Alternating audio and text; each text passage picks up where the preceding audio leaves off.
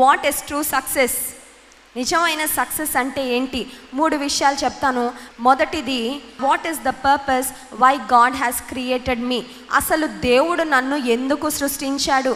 చిన్న చిన్న వస్తువుల్ని కొన్ని పనుల కొరకు, నిర్దిష్టమైన కార్యాల కొరకు ఆలోచించి మనం తయారు చేస్తూ ఉంటే నిన్ను నన్ను దేవుడు యునిక్గా, అద్భుతంగా సృష్టించాడు. కీర్తనకారుడు దావీదు అంటాడు, I'm fearfully and wonderfully made.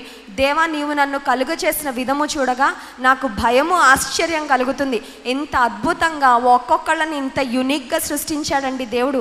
ఒకవేళ స్కిన్లే బాటిల్స్ కంపెనీకి మనం వెళ్ళి చూస్తే అక్కడ ఒక మెషిన్ ఉంటుంది, అందులో ఒక ప్రోగ్రామ్ లాజిక్ రాసి ఉంటుంది. ఏమనంటే, ఇన్ని బాటిల్స్, ఈ క్యాప్ బ్లూ కలర్ ఉండాలి, బాటిల్ ట్రాన్స్పరెంట్గా ఉండాలి, ఇన్ని బాటిల్స్ మరి రావాలి బయటకు అనగానే వాళ్ళు చిన్నగా ఒక ప్రోగ్రామ్ ఆన్ చేస్తే ఆ బాటిల్స్ అన్నీ ఒకే రకంగా తయారై బయటకు వచ్చేస్తుంటాయి.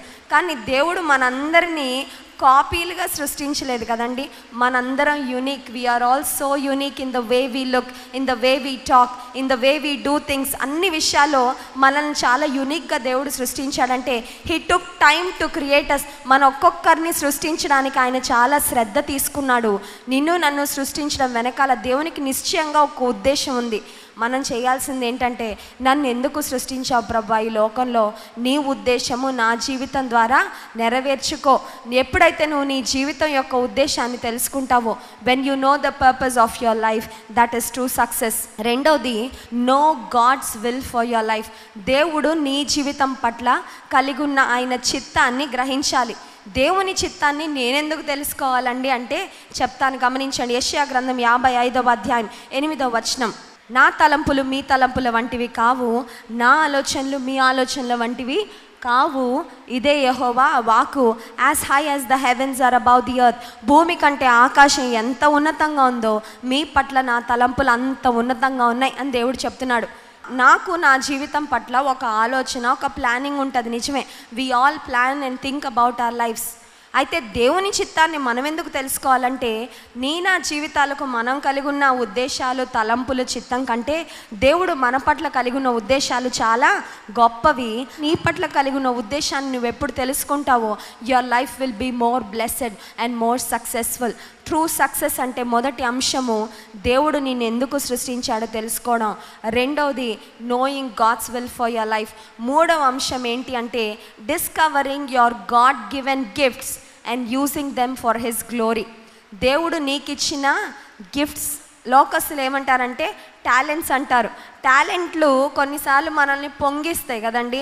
అబ్బో, నా అంత అద్భుతంగా ఇంకెవ్వరు పాడలేరు, నా అంత అందంగా ఇంకెవ్వరు ఉండరు, అబ్బో నాకున్నంత ఫ్యాన్ ఫాలోయింగ్ ఇంకెవరికి లేదు, నేను చదివినంత బాగా ఇంకెవ్వరు చదవలేరు. కొన్నిసార్లు టాలెంట్లు చూసి పొంగిపోతుంటాం, గర్విస్తుంటాం, ఆ తర్వాత పడిపోతూ ఉంటాం కూడా. ఎందుకంటే నాశనానికి ముందు గర్వం నడుచును.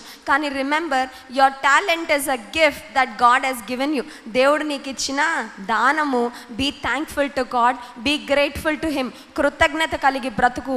అడుగు, ప్రభా నీవు నాకు ఇచ్చిన తలాంతులు, నీవు నాకు ఇచ్చిన వరాలు ఏంటో అవి నీ కోసం వాడడానికి నాకు సహాయము చేయి. యెషయా గ్రంథంలోని 43వ అధ్యాయం 7వ వచనంలో, నా మహిమ కొరకు నేను సృజించిన జనులు అని దేవుడు రాశాడండి.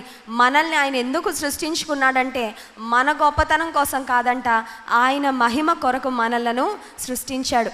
కొంతమంది అనుకుంటారు, నేను వేస్ట్ ఫెలోని, నాకు ఏమీ లేవండి బాబు గిఫ్ట్లు, ఓ లతా మంగేష్కర్ లాగో లేకపోతే ఇంకో ఎవరిలాగా నేను పాడలేను. ఏం పర్వాలేదు, నీకే టాలెంట్ ఇచ్చాడో దేవుడు, నీకే గిఫ్ట్ ఇచ్చాడో దాన్నే నువ్వు షైన్ చేయి. ఖచ్చితంగా నిన్ను దేవుడు ఆశీర్వదిస్తాడు. Don't think that you are a nobody. నేను పెద్ద గొప్ప వ్యక్తినేం కాదండి, నేను ఏమీ సాధించలేనండి అని అనుకోవద్దు. దేవుడు నీలో కొన్ని గిఫ్ట్స్ ఉంచాడు, వాటిని డిస్కవర్ చేయి దేవుని మహిమ కొరకు. అప్పుడు నువ్వు జీవించగలవు.